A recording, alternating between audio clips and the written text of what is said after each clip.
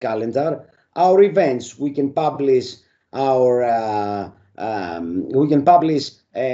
our work. We can publish a deadline for a homework that the teacher gives to every student in the class, and you can attach file if you want in this presentation. I think that we need calendar. Calendar is our view to what's happening in our class. And now let's move to the right side. In this side, as you can see, we have 4 different web parts. The first one, web part, I called it Teacher Note. It is a simple document library, a web part of document library. And I believe that this is the area that the teacher can upload the work or the files that they want to share with the students. A teacher can make a structure, as complicated a structure. He can make folders, subfolders, and he can upload and share the files with the class.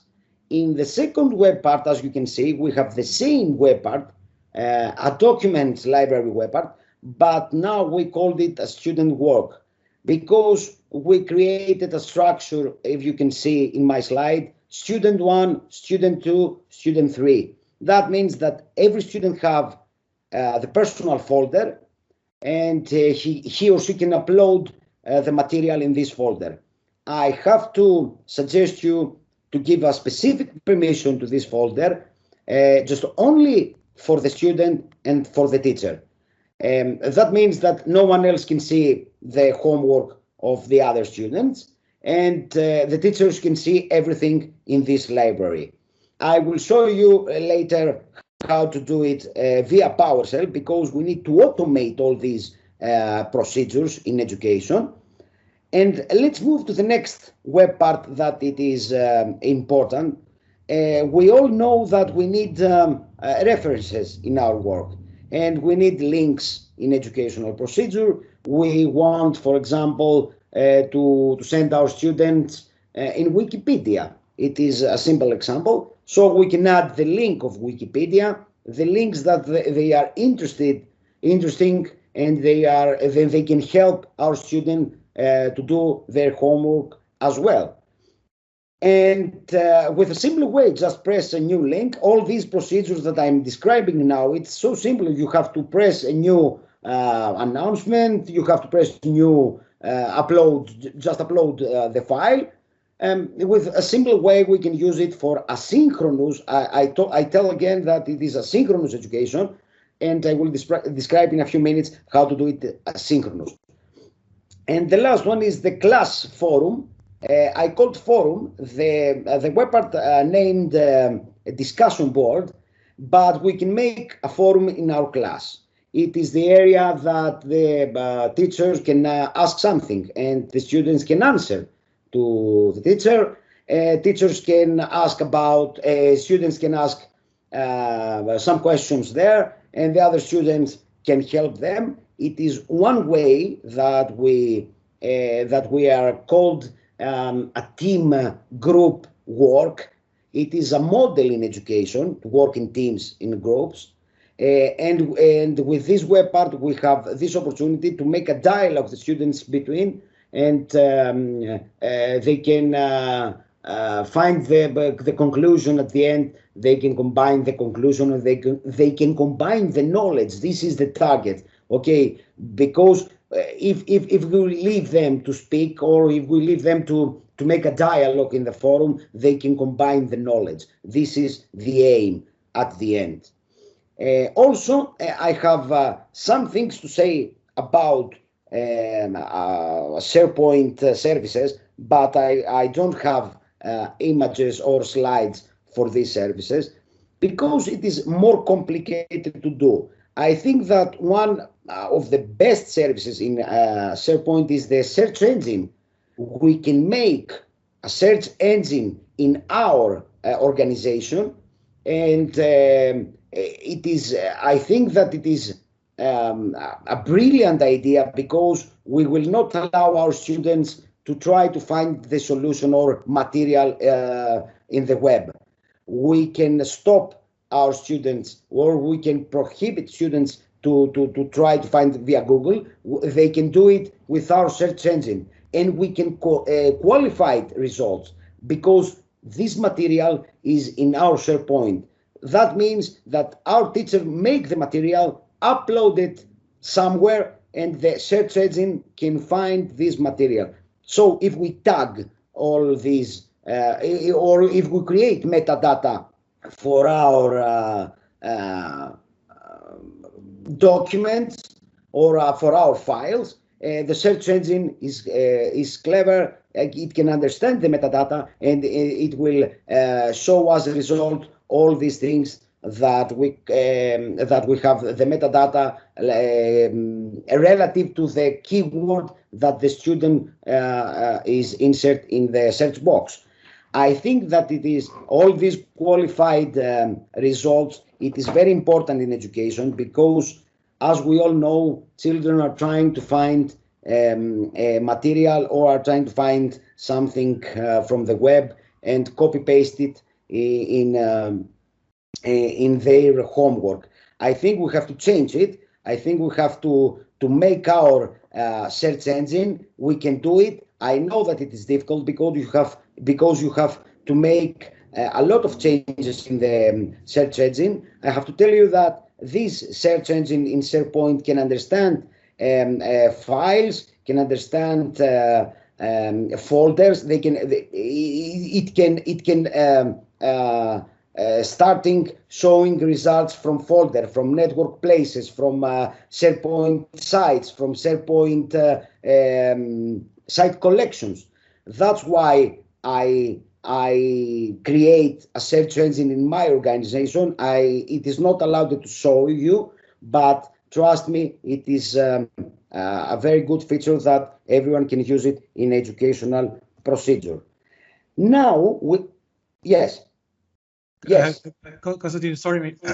You prefer to have the questions at the end? I forgot to ask you that, at the end or during the session, because we have a question here. I don't have problem. I can answer. If I can answer now, yes, it's okay.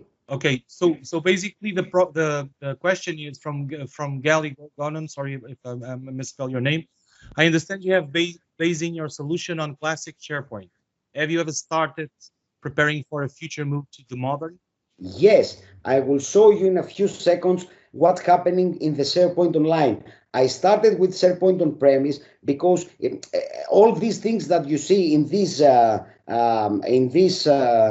theme, you can do it in SharePoint Online. But in the new experience of SharePoint Online, you have less web parts that you can use. That's why I prefer to use in SharePoint Online the classic experience, because I have the ability to use more web parts, or to add web parts from SharePoint Store. Okay, it is difficult to add it in. It is difficult to add it in a new experience, and I cannot manage new experience so well as the classic experience. But let me finish with this description that it's time to combine asynchronous with synchronous education. We can't do it. I was trying to do it, to take the iframe from Teams live meeting and to add it in SharePoint site, in SharePoint Online and SharePoint on-premise site. But the problem is the Teams is not allowed me to do it. So I find a solution, which is I will take an image which says watch live session, and I made it as a button to redirect in the Teams, in the URL of Teams live meeting, or form a simple team meeting.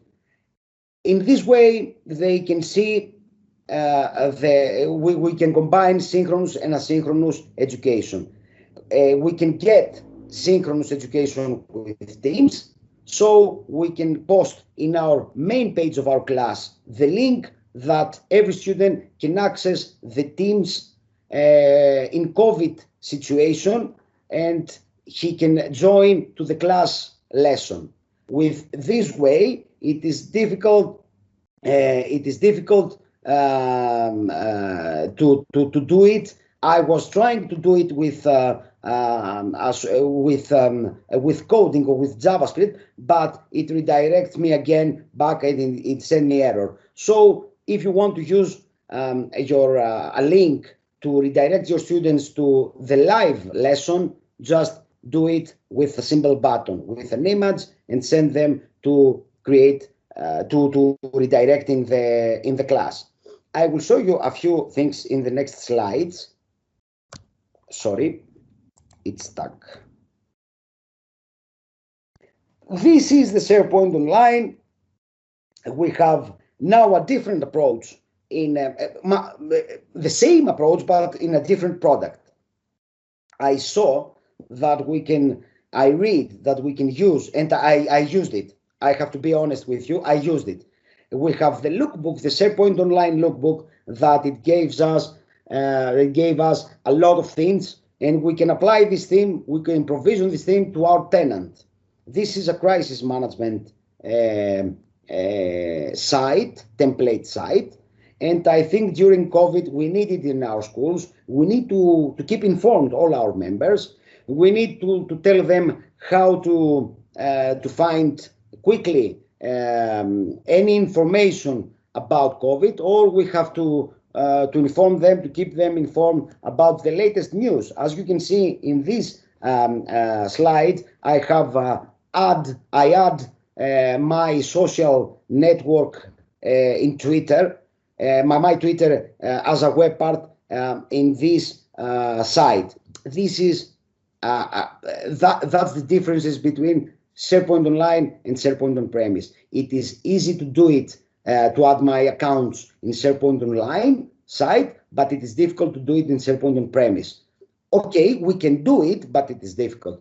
And here, if I remember well, I just press a few clicks to do all these things. And you can also add videos, which is very important during COVID to keep informed all your members. I have to tell you that we can use this theme not only for crisis management, we can do it as a landing page to be better, to be beautiful, the first page that every student meet in our organization. So we can make changes, just press edit, and we can make changes with all the web parts that we have in SharePoint Online. This is the lookbook, the URL of the lookbook in Microsoft, and I have just to press apply to your tenant. I have to tell you that all these sites are created under the structures that I told you earlier, the horizontal structure, under sites or under teams. This is, you cannot add this site in a vertical structure. Okay, you cannot do it. You can just create a site under sites or under teams. So we have a horizontal structure.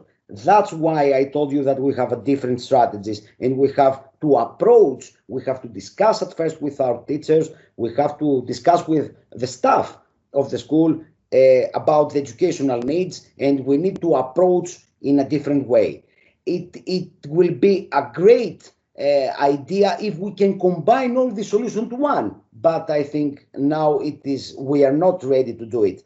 I think that we can start with this philosophy to enable the distant learning, synchronous and asynchronous, and we can find in the future the way to combine or to come all together to one solution.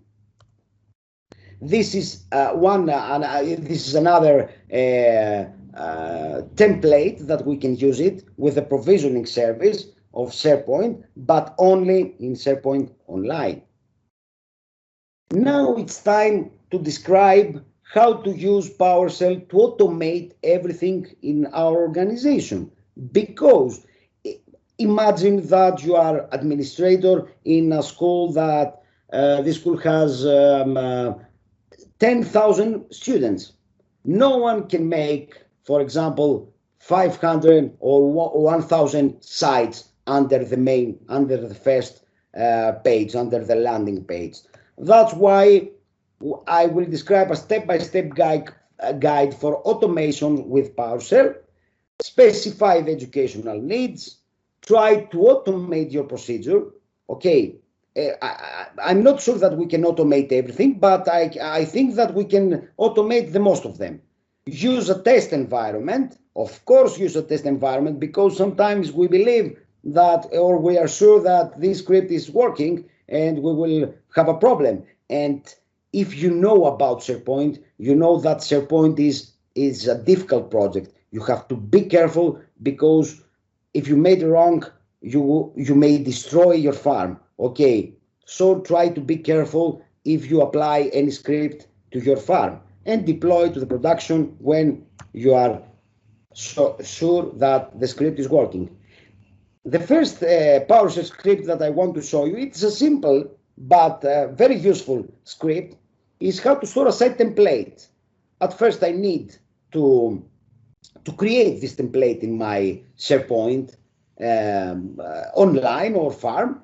I can use it. Okay, we have differences between SharePoint on-premise and online in PowerShell. Okay, we can post it. But now this is from a SharePoint on-premise farm. As you can see, at first I have to give the URL. Let me zoom. Here I have to give the URL for my template, where this template is, and SharePoint will find it. And as you can see, I have to give a name, template class, a title, and a description for this theme. We have an option to keep the content or to not keep the content. That means that every year, if I have a stable material, I can upload it one time, the first time, and I can keep it and apply it in every site that I'm creating with the templates. That's why I told you try to automate all these procedures. If I have a stable books for the A class, I can create sites with the books included in my theme. It is very important to do it, otherwise you have to do it for every site, and it is impossible. If you have a big organization, a big school, it is impossible to do it. And just as you can see, I write all these, come on. Give me, I lost, yes. So I can run this PowerShell from SharePoint cell, and it will store my theme, my template in store templates, and I can use it in the future. Now I will show you how to create a site using a store template. As you can see, I need only 5 lines of PowerShell, and if you copy paste this PowerShell, you can make 100 and 1,000 sites quickly. The only thing that I have to do is just to say here where is the theme and which is the name of the template. I have a different name, as you can see, with the other that I post in my last slide. And here is where do you want to create this site, and what is the name of the site, the title of the site. If I do these 5 lines in SharePoint cell, the system will create, the SharePoint will create a new site based on template that I stored a few minutes ago. Okay, and let's see the next scenario, which is more complicated. Create a new site based on template, break inheritance, and apply permission, because I don't need everyone to see everything. I want just the students of A class to see the A class, and the students of B class to see the material or the sites of B class. That's why with 10, I think now it's 10 lines of 11, not 10, 11 lines of PowerShell, I create the site with template, as you can see in the first 5 lines. It is like the previous slide. I will break the inheritance. Okay, and I will give specific permission to my groups that I had created in my Active Directory. Okay, it is so simple to do it for every page. Okay, if I keep a template of this PowerShell, I can do it every time that I have only to change who will see. I have to change the permission, and I have to change the title. Okay, it is easy quickly, and to have the template ready with the material. Okay, and I have something more complicated. I told you earlier that we can have different areas to upload material, a teacher's library and a student's work library. But I told you that we need to prohibit students to access other folders. We want to access only their folder, yes, and the teachers can see everything. This is the script that we can do, the PowerShell script that we can make a folder in a document library, break the inheritance, clear all the others that they are in this folder as permission, as user, they have access as user or as group, and we can give the new permission to this folder. Okay, at first we have to connect to our tenant. Secondly, as you can see, I have to specify the list. I named the list students' works. Do you remember the name of the list? This is the break the role inheritance, and here is the new permission for to change the permission, to clear the old permission, and just to keep the student and the teacher in this specific folder. Okay, if I did it once, I can do it every time. I keep the first script, and I have only to change the names and the groups or users that I want to access this folder. Trust me, it is easy to do it. You can do it easily. You need the script. Without script, it is difficult to continue. It is difficult if you have a big organization. It is very difficult to manage all these sites or to change the permission. Or imagine that if you have 25 students, you have to enter in each folder and make at least 5 or 4 clicks to change the permission. With the script, we can do it with 15 lines.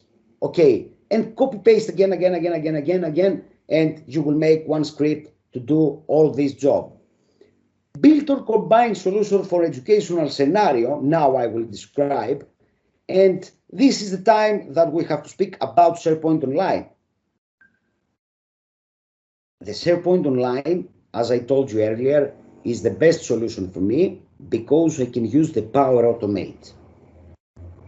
If you can see, I have, I think, 3 slides, which are the different automates, the Power Automates that can combine solutions with Power Automate and SharePoint, not only with SharePoint, with OneDrive. For example, I saw earlier that we have a Power Automate that can exchange files from OneDrive to SharePoint. I can exchange files for OneDrive, SharePoint Online with SharePoint on premise. I can do it with Automate. I can also make approvals, okay, workflows. It is very important to do it with Power Automate. It is too easy to do it with Power Automate. Otherwise, if you have on-premise environment, you have to use SharePoint Designer. SharePoint Designer to create all these features or to create connections. Or I remember that I used many of all these automates, and it was so easy to manage, so easy to create, and I had my work ready. And if you do it with SharePoint Designer, you have to be careful. You have to create all these automations step by step. Okay. Yeah, Konstantinos, you have 10 minutes, mate. Okay? Yes. Yes, I know. 10 minutes, yes. Yes, I will finish. Now I will describe you that we can use Teams in our education. But if you want to see this picture, you need to have an educational subscription. If you otherwise, you will see the business edition, you will not have this template in Teams. So that's why if you have an educational subscription, you can add new teams. When you press create a new team, the system will show you this image, and you have to create a team with class for your class, or for teachers to collaborating, for your staff, or others about the needs of the educational need of your organization. I tell you this because every time that I created a team in Teams, it creates automatically a SharePoint site in SharePoint Online. That's why I prefer SharePoint Online, because we can do it quickly, everything. We can, they collaborating closely. As you can see, in my Teams environment, I can add a SharePoint cloud storage. It redirects you in the SharePoint site, the SharePoint Online site, that it is behind the Teams. Because I believe that the front end is the team and the back end is the SharePoint. That's why I am trying to explain that we can use it together, synchronous for synchronous and asynchronous education. Also, if you press open in SharePoint from the button that you can see in Teams environment, it redirects you in this site. That means that this site created in SharePoint Online under the structure that I told you earlier, under Teams or under the horizontal structure, and now you can manage the site from Teams. So tell your students, join us, join the lesson with Teams, and you can redirect them to find their files in SharePoint Online. Okay, or they can see all the announcements in SharePoint Online. I saw that I saw a presentation in Ignite that says in the new Teams it will have this SharePoint site that you can see as a background in Teams. Microsoft take this background and get it in Teams. That means that it will be collaborating now closely. Okay, and as you can see, if I press in the T of the top, at the left top, it redirects me in the first page that I can add quick links, documents, news. Okay, this is a modern experience site. I have less web parts that I can add, but I can find a solution. I have to discuss with my teacher or with my students to find the solution. Okay, to combine a solution for them. Also, I have to tell you that we can use Microsoft Teams in education because we have a great material which is called Class Notebook. We can do everything with Class Notebook. Class Notebook can understand the structure, the Active Directory group, and create a student structure under this notebook, and teacher can manage many things via Teams in the class. If anyone believes that it is difficult to do synchronous and asynchronous with SharePoint and Teams, okay, just use Teams, but use all these features of Teams to make an asynchronous. You need the asynchronous communication. You cannot be the same all the day in a link and answer to your students.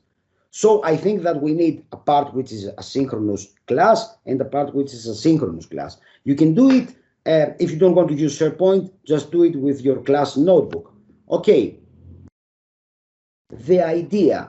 I have 5 minutes and I have to tell you about our idea. Our idea a few years ago, as I told you, it was to create an educational network based on SharePoint. We imagined with my team, with Michalis, who was in my team, that we want to create an educational network. Imagine that we have a different site collection for every school. All the school under one tenant, all the school worldwide. We need an educational network. We have a professional network like LinkedIn, we have, okay, a network like Facebook or the other, but we need an educational network. And this educational network can be with SharePoint, based on SharePoint. We can have a different site collections for each school that join this network. We can have a horizontal or a vertical structure under this site collection, and no one can access the other site collection if you don't allow to do it. If the organization don't want to allow others to access their material or their sites, it will not allow. We can do it with a permission. We can do it specific permission for each educational network. Imagine that you can use a global search, a global educational search. If every school upload material for everyone, free material for everyone, we have quick search, we have qualified results for our children. You have to imagine that we speak, you have to understand that we speak about our children's future, about our children. So we have to be open-minded if we want to give them the best. And if we want to give them the best, we have to collaborate. We cannot make it alone. We have to collaborate all together. And I believe that if all the educational foundations around the world starting collaborating under one educational network, we can do it. We can use synchronous and asynchronous education with SharePoint and Teams. This was my presentation. I want to thank you all. One more time, I want to thank our diamond sponsor, Point Fire and Vim, and all the community sponsors. As you can see, it was a great honor for me to be a speaker in this European summit, in this European audience. Thank you so much. And I hope to see you in Portugal the next year.